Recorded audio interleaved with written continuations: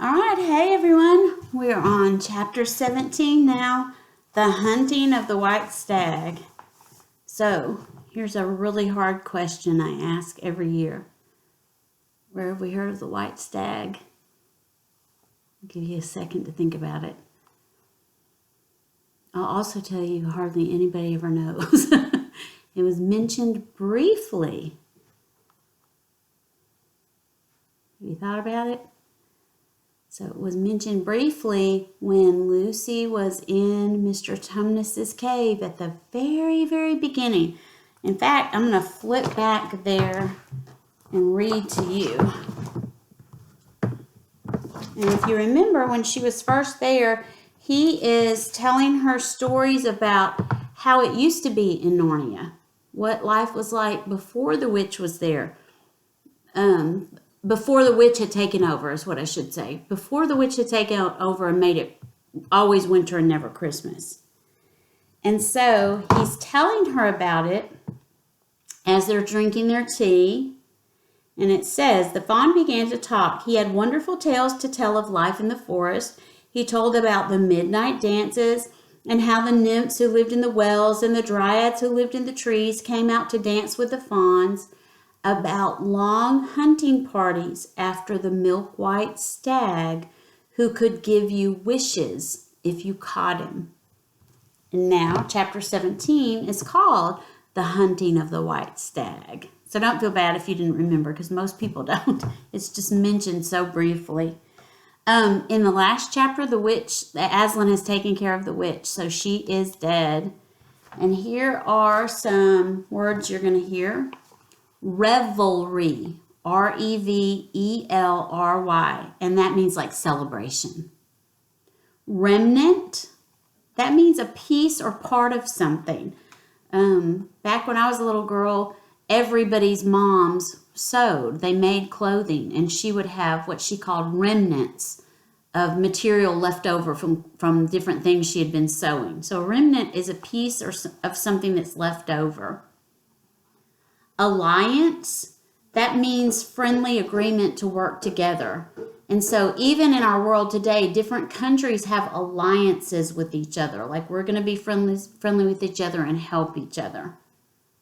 Valiant is another word for brave or courageous.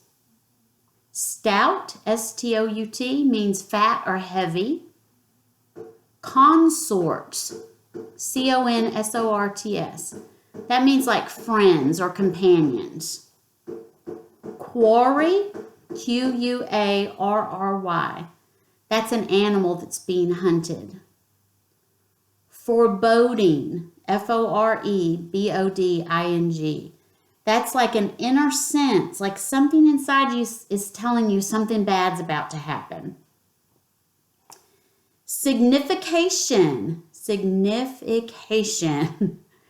is going to be a message that comes from a sign. When I spell this, you'll hear the word sign in there. S-I-G-N, that's sign. So it's S-I-G-N-I-F-I-C-A-T-I-O-N. So it has to do with, I'm going to read what they say, a message given by signs or symbols.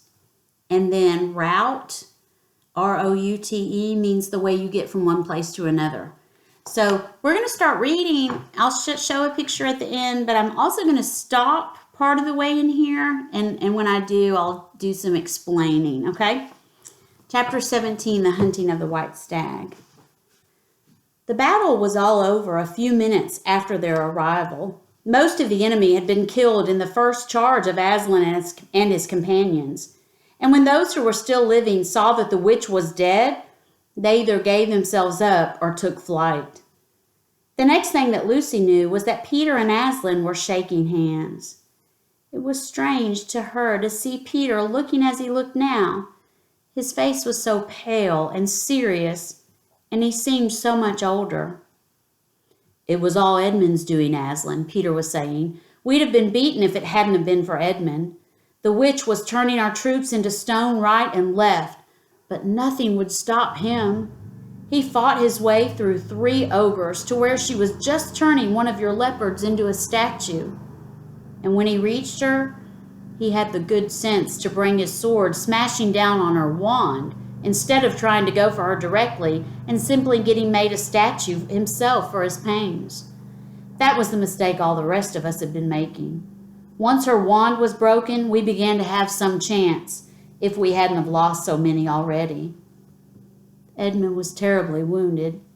Can we please go and see to him? They found Edmund in the charge of Mrs. Beaver a little way back from the fighting line. He was covered with blood. His mouth was open and his face was a nasty color. "Quick, Lucy," said Aslan. And then, almost for the first time, Lucy remembered the precious cordial that had been given her for a Christmas present.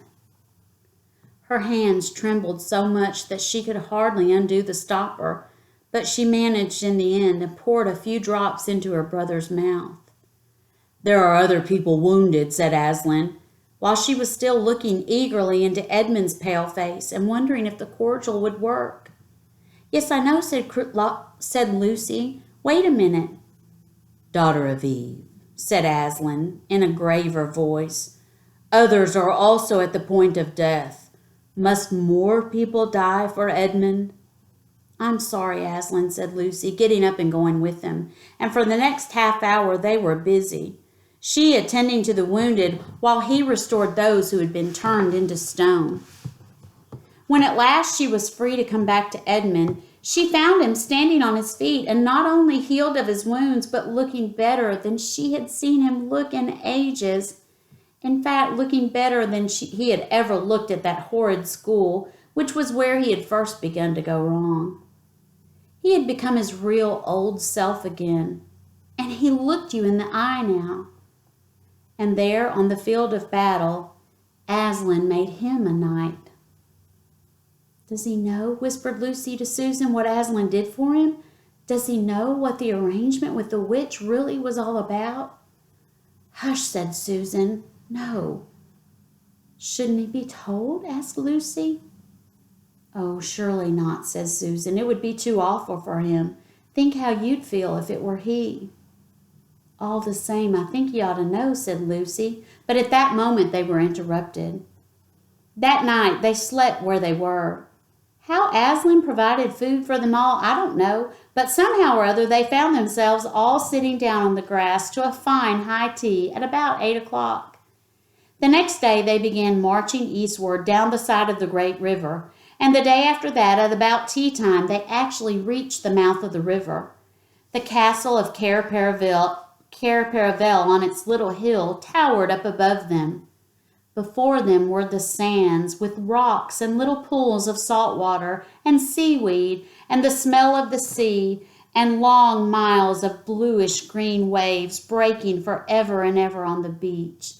And, oh, the cry of the seagulls. That evening after tea, the 4 children all managed to get down to the beach again and get their shoes and stockings off and feel the sand between their toes. But the next day was more solemn.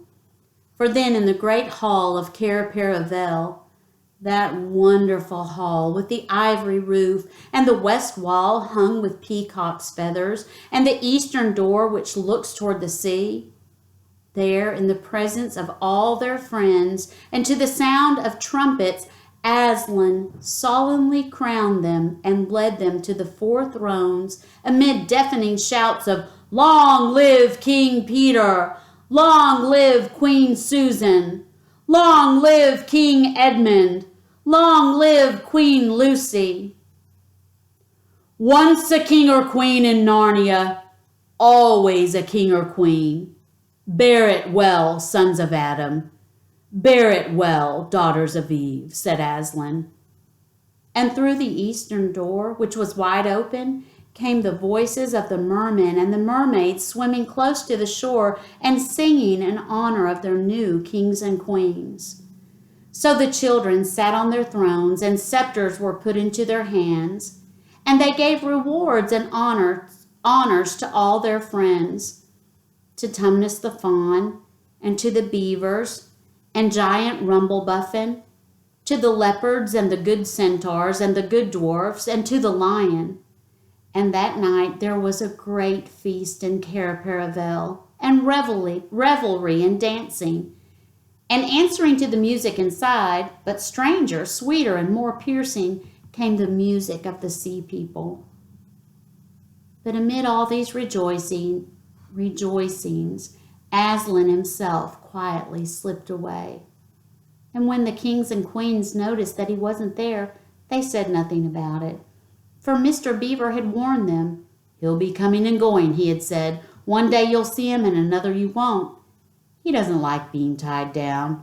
And of course, he has other countries to attend to. It's quite all right. He'll often drop in, only you mustn't press him.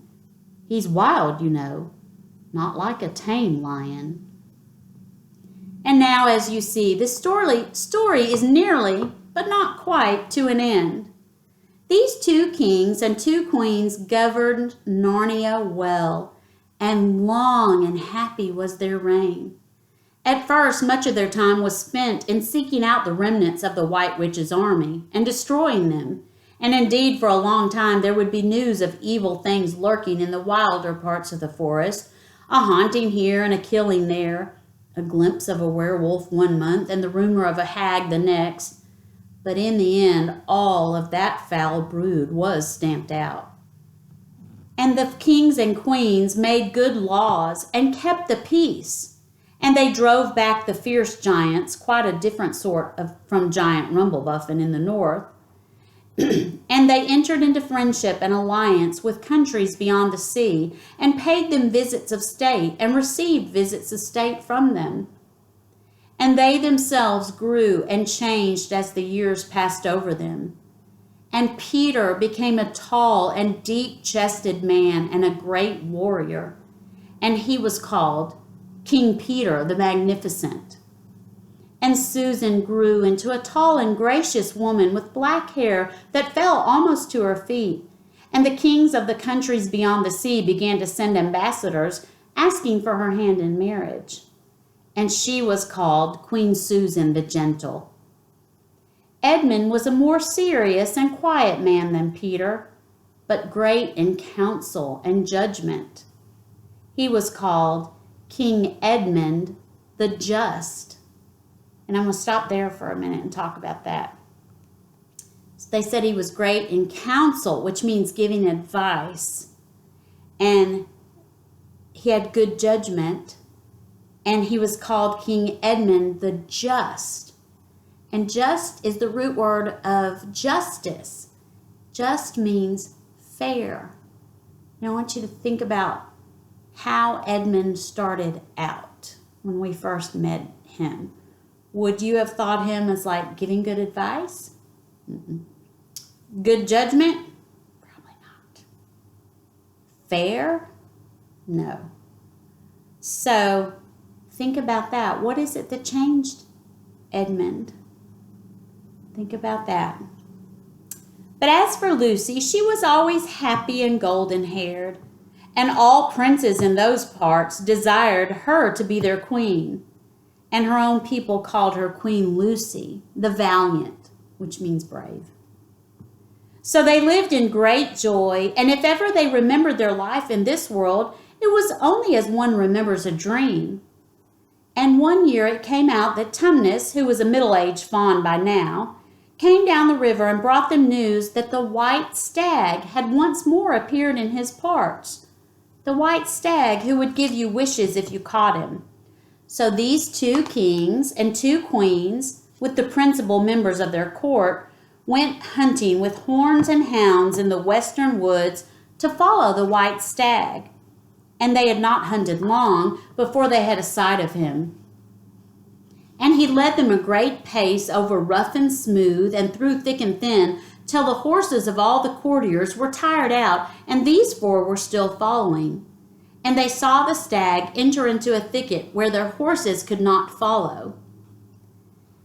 Now, I'm about to read a conversation between the 4 of them, Peter, Susan, Edmund, and Lucy.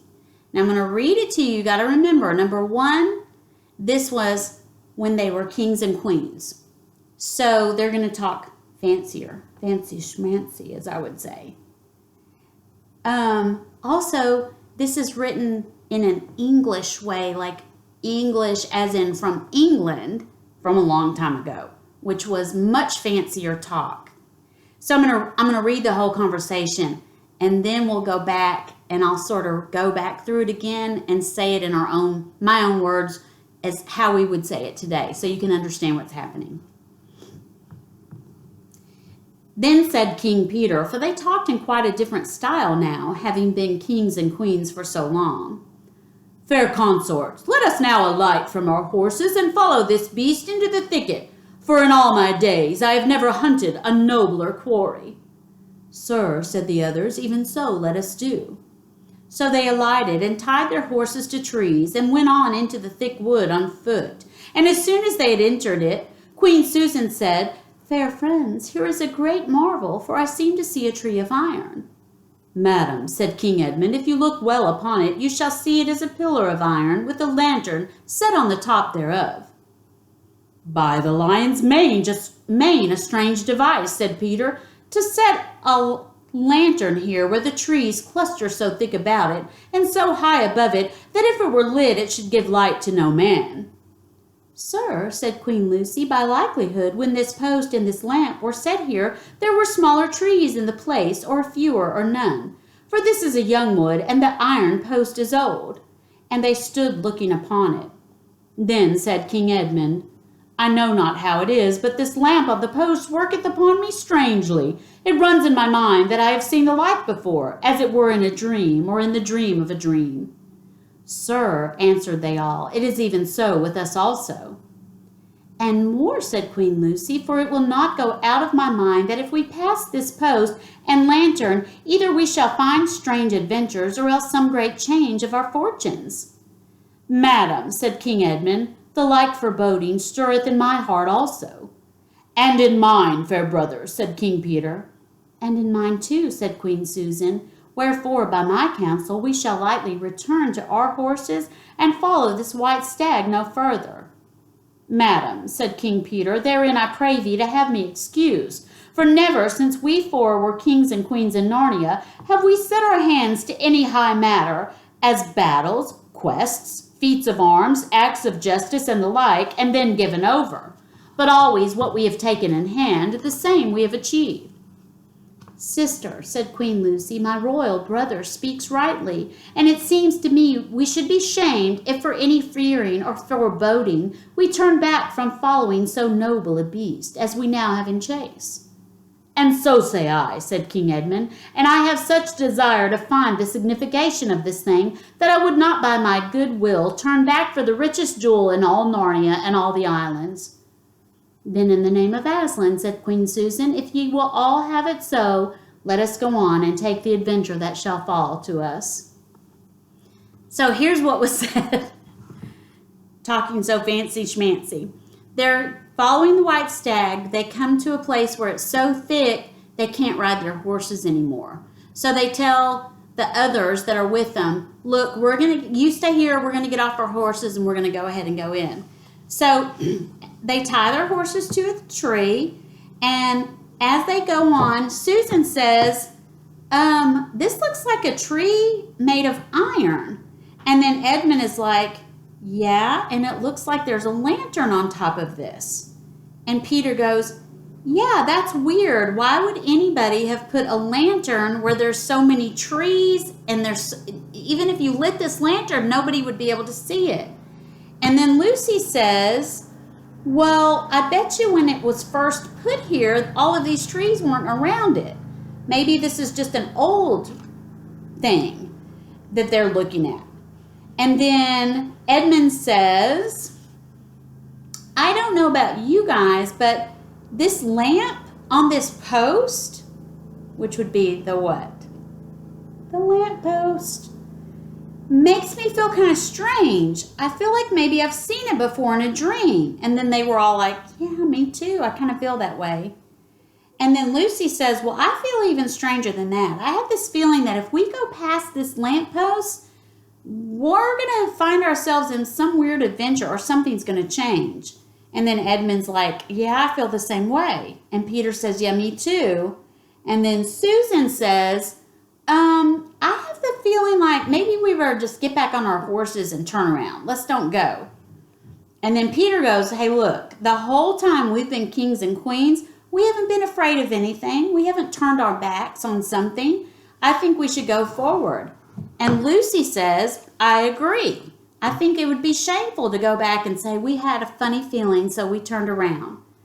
And Edmund said, me too, but I have such a strong feeling that we should go on, that you could offer me all the money in Narnia and I would turn it down. I think we should go. And so Susan says, okay, if that's what you guys want, I'll agree with you. And that's where we pick up. So these kings and queens entered the thicket, and before they had gone a score of paces, they all remembered that the thing they had seen was called a lamppost. And before they had gone 20 more, they noticed that they were making their way not through branches anymore, but through coats. And the next moment, they all came tumbling out of a wardrobe door into the empty room, and they were no longer kings and queens in their hunting gear, but just Peter, Susan, Edmund, and Lucy in their old clothes. It was the same day and the same hour of the day on which they had all got into the wardrobe to hide. Mrs. Macready and the visitors were still talking in the passage, but luckily they never came into the empty room, so the children weren't caught. And that would have been the very end of the story if it hadn't been that they really felt they must explain to the professor why 4 of the coats out of his wardrobe were missing. And the professor, who was a very remarkable man, didn't tell them to quit being silly or not to tell lies, but he believed their whole story. No, he said, I don't think it will be any good trying to going back through the wardrobe door to get the coats. You won't get into Narnia again by that route. Nor would the coats be much use by now if you did. What's that? Yes, of course you'll get back into Narnia again someday. Once a king in Narnia, always a king in Narnia. But don't go trying to use the same route twice. Indeed, don't try to get there at all. It'll happen when you're not looking for it. And don't talk too much about it, even among yourselves. And don't mention it to anyone else unless you find that they've had adventures of the same sort themselves. What's that? How will you know? Oh, you'll know all right. By the odd things they say, or even by the way they look. That'll let the secret out. Keep your eyes open. Bless me, what do they teach them at these schools? And that is the very end of the adventure of the wardrobe. But if the professor was right, it was only the beginning of the adventures of Narnia. The end! And it is only the beginning. Y'all know there's more books in this series. But let's talk for a minute about Professor Kirk. Remember, we were so shocked when the kids, not all of them, when Peter and Susan first went and talked to him about Lucy, because they were so worried. They thought she was going crazy or that she was lying. And we were so shocked that he didn't say, oh, I know all about it. I've been there before. But by what he said just there, he gave us a clue he's been there before, because he quoted somebody. He said, once they're king or queen in Narnia, always a king or queen. And who said that? That's right, Aslan said that. How would Professor Kirk know? Only if he had been there before. Only if he had met Aslan. Only if he had heard Aslan say it before. And he has. He was there when the very first king and queen were crowned. So he never says it in the book, but there are hints there that he's been there before. Let me show you a picture really quick. And so this is at the end when Lucy's helping Edmund and Aslan is helping the statues, undoing the statues. And so I hope you enjoyed the book. I love it so much. It's one of my favorites. Keep reading all the time. I love you guys. I hope to see you soon. Enjoy. And through all of this hard time of this weird school year we're having, we left to go to spring break and haven't been back. Just hang in there, keep your spirits up, keep doing what you should be doing, all the good stuff, and I will see you soon. I love you. All right, bye.